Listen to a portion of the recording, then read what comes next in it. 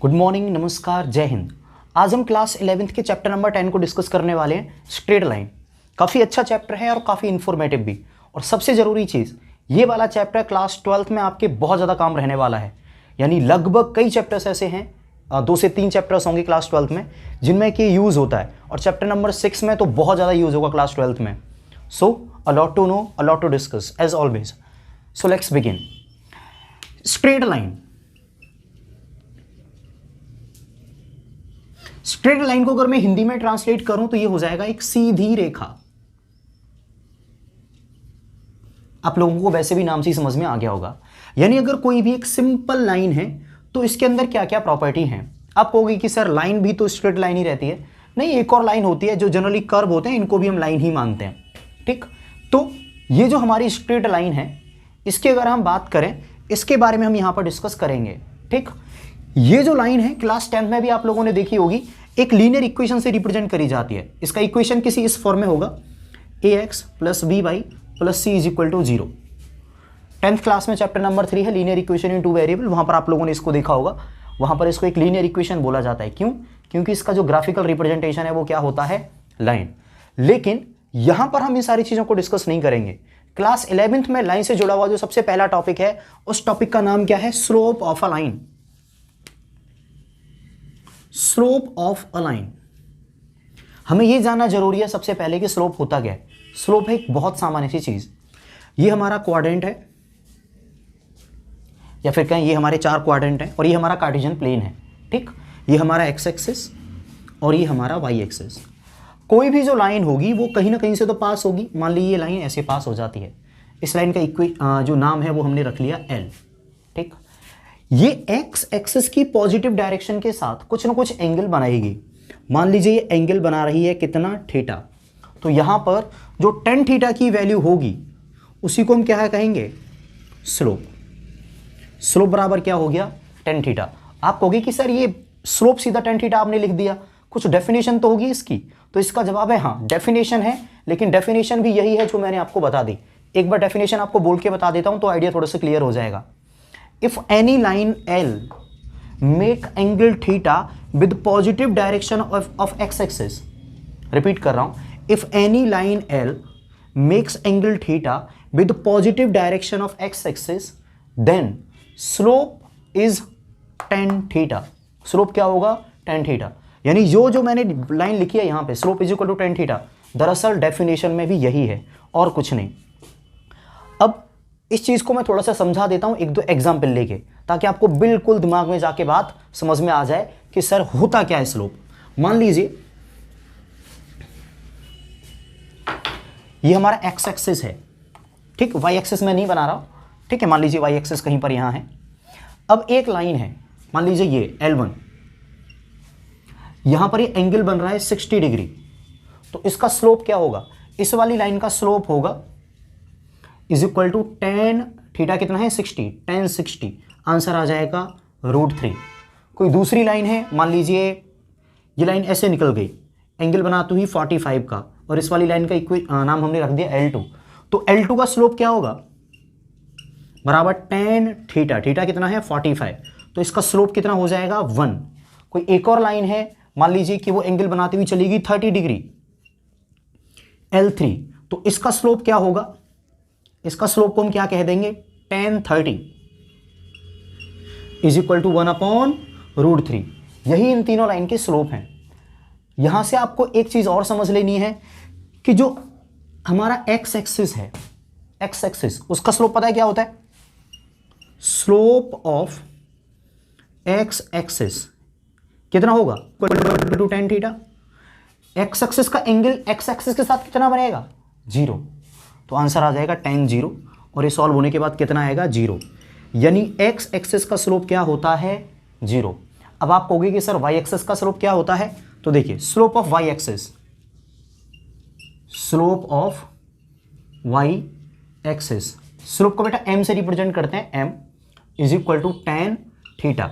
Y axis कितना angle बनाता है एक्स एक्सिस के साथ, 90 डिग्री, और tan 90 की वैल्यू कितनी आ जाती है, अनडिफाइंड। तो हम क्या कहेंगे, एक्स एक्सिस का जो हमारा स्लोप होता है, एक्स एक्सिस का जो हमारा स्लोप होता है वो होता है 0, और वाई एक्सिस का जो स्लोप होता है वो क्या होता है हमारा अनडिफाइंड। ठीक, मैंने इतना सारी चीज़ समझा के आपको केवल एक कोशिश करी है, स्लोप कुछ और नहीं होता, बस एक्स एक्सिस की पॉजिटिव डायरेक्शन के साथ जो भी एंगल बन रहा है उस एंगल के लिए टेन थीटा की जो वैल्यू होती है वही हमारा क्या होता है, स्लोप होता है। ठीक, आप इसको एक बार नोट डाउन कर लीजिए, मैं इसको मिटा के आगे बढ़ता हूँ। जो बात हमने डिस्कस करी उनमें से 3 पॉइंट हम याद कर लेते हैं। पहली चीज़, अगर कोई भी लाइन एक्स एक्सिस के साथ थीटा एंगल बनाती है तो स्लोप, जिसको कि हम एम से रिप्रेजेंट करते हैं, क्या होगा ये, टेन थीटा। और यहां पर एक कंडीशन क्या है कि जो थीटा की वैल्यू है बेटा वो 90 डिग्री नहीं होनी चाहिए। क्यों? क्योंकि जैसे ही थीटा 90 डिग्री होता है टेन थीटा अनडिफाइंड हो जाता है। पॉइंट 1। पॉइंट 2, एक्स एक्सिस का स्लोप कितना होता है, 0। बेटा ये वाला पॉइंट भी बहुत काम आएगा। और तीसरा पॉइंट जो हमें याद रखना है, वाई एक्सिस का स्लोप कितना आ गया, नॉट डिफाइंड या फिर अनडिफाइंड। ये 3 पॉइंट थे जो अभी हमने पिछली स्लाइड में समझ लिए। अब इसके बाद फर्दर 2-3 पॉइंट और हैं जिनको कि मैं डिस्कस करूंगा अभी इसी इंट्रोडक्शन वाले पार्ट में। उसके बाद हम एक्सरसाइज पे मूव करेंगे 10.1 में। दरअसल यहीं पर मैं आपको वो सारी चीज़ें समझा दूंगा जो कि 10.1 में यूज़ होंगी, ताकि आपको 10.1 जब अब मैं करा रहा होऊंगा आप उसको खुद से भी कर पाओ, मेरे कराने के बिना भी।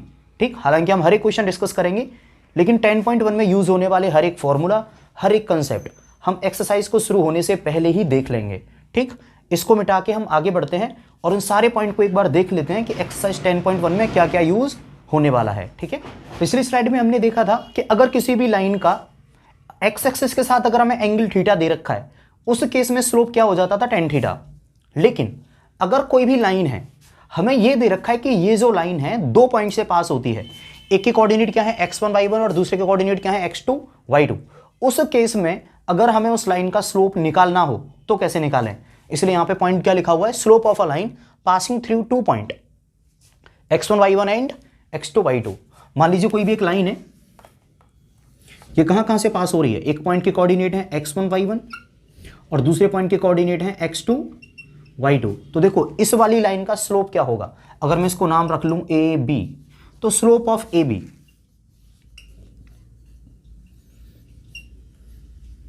इसी को भी हम m ही कहेंगे, इज इक्वल टू, देखो फॉर्मूला क्या होगा, y2 minus y1 upon x2 minus x1। ठीक, ये हमारा क्या हो गया, फॉर्मूला। फॉर्मूला किस चीज के लिए, 2 पॉइंट से पास होने वाली लाइन का स्लोप निकालने के लिए। अगर आप में से कोई भी चाहता है कि इन फॉर्मूलों के मैं आपको प्रूफ बता दूं, तो आप मुझे कमेंट सेक्शन में बता दीजिएगा और मैं आपको इनके लिए सेपरेट वीडियो बना दूंगा, जो भी इस एक्सरसाइज में फॉर्मूले यूज होंगे उन सारे फॉर्मूलों के प्रूफ के लिए। ठीक, एक चीज़ याद रखिए, आपकी कमेंट्स के बिना ये वीडियो अधूरी है। अब ये केवल 1 वे कम्युनिकेशन है, अगर आप कमेंट करोगे मैं उसका रिप्लाई करूँ या जो भी उसकी चीज़ें हैं उनको अगली वीडियो में मेंशन करने की कोशिश करूँ, ये वीडियो का पूरा जो उद्देश्य है वो तभी पूरा हो पाएगा। यहाँ तक चीज़ें बहुत क्लियर हो गई होंगी। इसमें हमने क्या समझा कि 2 पॉइंट हैं x1 y1 और x2 y2। ठीक, और उन दोनों पॉइंट से पास होने वाली लाइन का अगर हमें स्लोप निकालना है तो वो स्लोप कैसे निकालेंगे, तो फॉर्मूला होता है m is equal to y2 minus y1 upon x2 minus x1। अब क्योंकि ये और अच्छे से समझ में आ जाए तो मैं एक सिंपल सा काम करता हूं, यहां पर इन पॉइंट्स को मिटा के कुछ रियल पॉइंट लिख लेता हूं और फिर उसके बाद स्लोप निकाल के दिखा देता हूं ताकि आपको और अंदाजा बन जाए। मान लीजिए कि पॉइंट दे रखे हैं, आपसे कह रहा है find the slope of a line passing through 2 points 3,5 and 7,9। यानी इन 2 पॉइंट से पास होने वाली लाइन का क्या बताओ, स्लोप बताओ। तो मैंने लिख दिया स्लोप ऑफ ए बी क्या होता है, y2 minus y1 upon x2 minus x1। चलो यहां पर रख लेते हैं, तो 3,5 यहां आ जाएगा और यहां पर क्या आ जाएगा 7,9। तो स्लोप m बराबर क्या निकलेगा, y2 माइनस y1, यानी इस वैल्यू में से इसको मैं घटा दूंगा। देखो ये x1 y1 और ये x2 y2, तो y2 माइनस y1 यानी 9 minus 5 upon x2 minus x1 यानी 7 माइनस 3, तो बराबर कितना मिलेगा, m इज इक्वल टू 9 में से 5 गए तो ये आएगा 4, 7 में से 3 गए तो ये भी आ गया 4, is equal to 1। Is equal to कितना आएगा, तो m इज इक्वल टू 1। यानी ये जो लाइन ए बी है इसका स्लोप कितना मिल गया 1। बात खत्म। समझ में नहीं आया हो तो इस वाले पोर्शन को थोड़ा सा बैक करके एक बार आप वापस से देख लो तो चीज़ें समझ में आ जाएंगी। अभी मैं अगले टॉपिक पे बढ़ रहा हूँ, यानी वो अगला फॉर्मूला जो इस एक्सरसाइज में यूज होने वाला है। मैं बात कर रहा हूँ एक्सरसाइज 10.1 की। बेटा जब तक इंट्रोडक्शन नहीं समझ में आएगा तब तक एक्सरसाइज पे मत जाना, वरना कुछ मीनिंगफुल निकलेगा नहीं। ये वीडियो बहुत नज़ाकत के साथ बनाई जा रही हैं। इन वीडियोज़ को देख लोगे इस चैप्टर में या फिर पूरी एनसीईआरटी में तुम्हें कोई दिक्कत नहीं रहेगी। हालांकि हम एनसीईआरटी से एक्स्ट्रा क्वेश्चंस भी करेंगे, उनको भी डिस्कस करेंगे। अभी के लिए बेटा इसको नोट डाउन कर लो।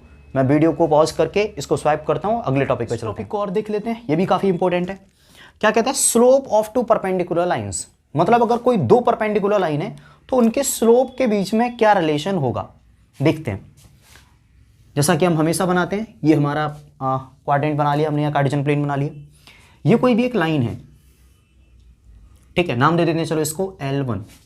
और ये कोई दूसरी लाइन है, इसको हम नाम क्या दे देते हैं, लेट्स से L2। ये वाली जो लाइन है कुछ एंगल बनाएगी, मान लीजिए कितनी बना ली, थीटा। ठीक, अब क्योंकि स्लोप हम निकाल रहे हैं 2 परपेंडिकुलर लाइन का, तो जो ये वाला एंगल है ये कितना हो जाएगा, 90 डिग्री। कितना, 90 डिग्री। जब ये वाला 90 है तो ये भी 90 ही आएगा, 90 डिग्री। अगर मैं इस वाली लाइन की, इस वाली स्लोप की बात करूं या इस वाले एंगल की बात करूं तो ये वाला एंगल कितना होगा, 90 प्लस थीटा। क्यों? क्योंकि बेटा इस वाले ट्रायंगल में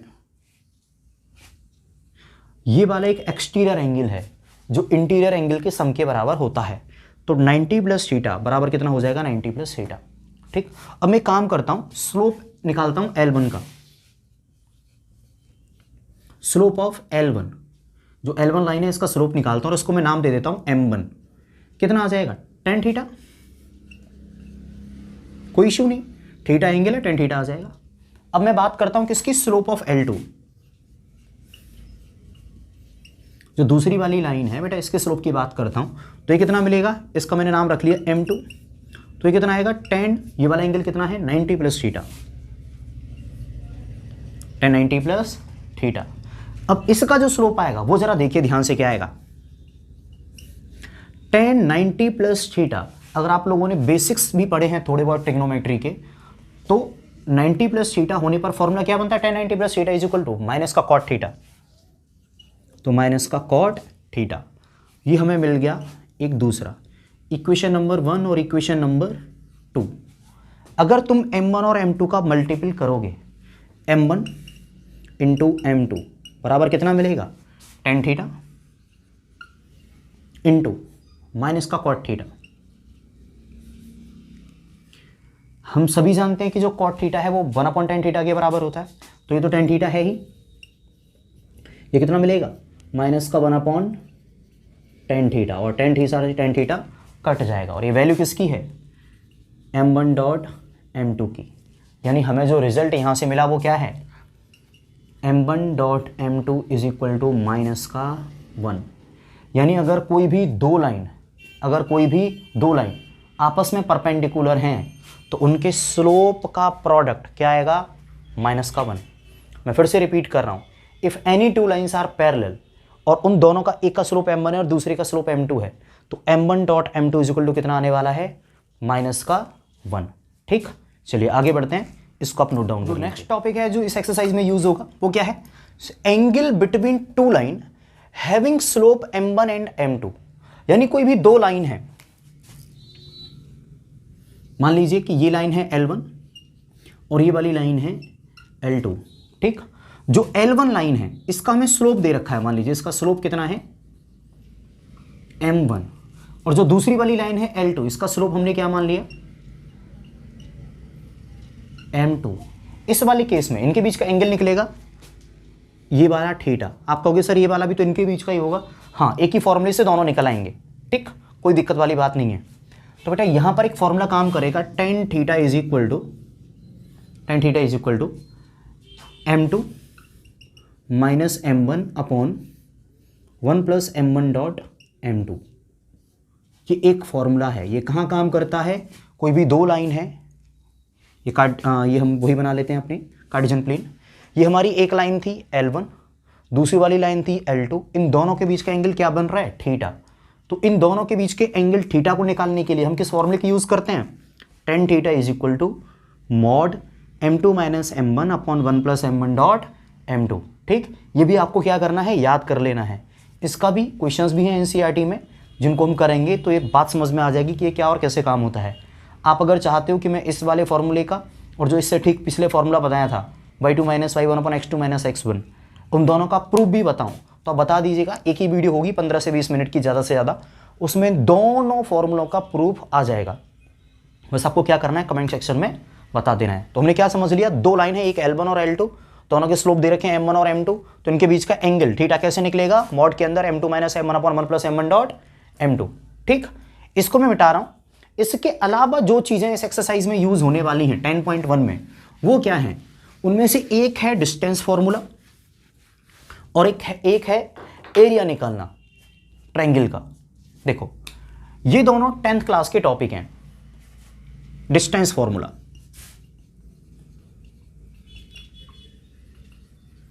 ये 10th क्लास से है, ये भी इधर यूज होगा एक्सरसाइज 10.1 में। डिस्टेंस फॉर्मूला क्या कहता है कि अगर कोई दो पॉइंट है, एक पॉइंट है ए जिसके कोऑर्डिनेट है x1 y1 और x2 माइनस x1 का square plus y2 minus y1 का होल स्क्वायर। ये वाला जो फॉर्मूला है क्लास 10th में यूज होता था, तो ये भी मैं यहाँ पर बता दे रहा हूँ। होपफुली आपको ये याद होगा, नहीं भी याद है तो कोई दिक्कत नहीं है। तो एक फॉर्मूला आपको ये भी रिवाइज कर लेना है। इसके अलावा एक फॉर्मूला और है जो क्लास 10th में था और यहाँ पर यूज होने वाला है, वो क्या है वो भी देख लो। मान लीजिए कोई 3 पॉइंट हैं, A, B और C। जो पॉइंट A है इसके कोऑर्डिनेट है x1 y1, पॉइंट B है इसके कोऑर्डिनेट है x2 y2 और जो पॉइंट C है इसके कोऑर्डिनेट है x3 y3। इन तीनों पॉइंट से मिला के जो ट्रायंगल बन रहा है उस ट्रायंगल का नाम क्या है, ABC। अगर तुम्हें ABC ट्रायंगल का एरिया निकालना है, एरिया ऑफ ट्रायंगल ABC, तो इसके लिए एक बड़ा बेसिक सा फॉर्मूला था क्लास 10th में, 1/2 x1 ब्रैकेट के अंदर y2 माइनस का y3 प्लस x2 ब्रैकेट के अंदर y3 माइनस का y1 प्लस x3 ब्रैकेट के अंदर y1 माइनस का y2। इस वाले फॉर्मूले को याद करना बहुत आसान है। कैसे, इस वाले फॉर्मूले में 1 के बाद 2 आता है और 2 के बाद क्या आता है, 3, और 3 के बाद फिर वापस से 1, यानी 1 के बाद 2, 2 के बाद 3 और 3 के बाद 1। देखो, ब्रैकेट के बाहर हमेशा x1 x2 और x3 ही आएंगे। देखो हो क्या रहा है, सबसे पहले x1 आया तो 1 के बाद क्या आएगा, 2 और फिर 3, तो y2 माइनस y3, 2 के बाद 3। फिर ब्रैकेट के बाहर x2 आएगा तो 2 के बाद क्या आएगा, 3 और 1, तो यहां पर देखो क्या है, y3 माइनस y1। फिर अगले ब्रैकेट के बाद x3 आएगा तो फिर 3 के बाद क्या आएगा, इधर 1 और 2, तो इसलिए y1 माइनस y2। अगर आपको ये डायरेक्टली याद हो जाता है तब कोई दिक्कत नहीं है। डायरेक्टली याद अगर नहीं हो रहा है तो आप इस पैटर्न को बना के भी याद रख सकते हैं। तो 3 point x1 y1 x2 y2 और x3 y3, इन 3 पॉइंट से पास होने वाले ट्रायंगल का अगर एरिया निकालना है तो बहुत आसान है। क्या है, area of triangle ABC is equal to 1/2 x1 bracket के अंदर y2 minus y3 plus x2 y3 minus y1 plus x3 y1 minus y2। बहुत आसान है ये वाला फॉर्मूला भी। 10th क्लास की एक्सरसाइज 7.4 यानी चैप्टर नंबर 7 की एक्सरसाइज 4 से लिया गया है, शायद 3 एक्सरसाइज है वो। खैर, इसमें कोई भी दिक्कत हो तो कमेंट सेक्शन में बताना। मैं इस वाली वीडियो को अलग से अपलोड कर दे रहा हूँ और जो हमारा सेकंड पार्ट है उसमें हम एक्सरसाइज 10.1 को डिस्कस करेंगे। ये वाली एक्सरसाइज को अगर आप ना भी देखो तो भी चलेगा, लेकिन फिर भी मैं तो चाहूँगा कि आप बेसिक्स को समझ के चलो। 10.1 वाली वीडियो देख के मज़ा आ जाएगा। ठीक, तो चलिए अगली वाली वीडियो को ओपन कर लीजिए। मैं इसको इधर से मिटा रहा हूँ और अगली वीडियो पे चलते हैं। ठीक है बेटा।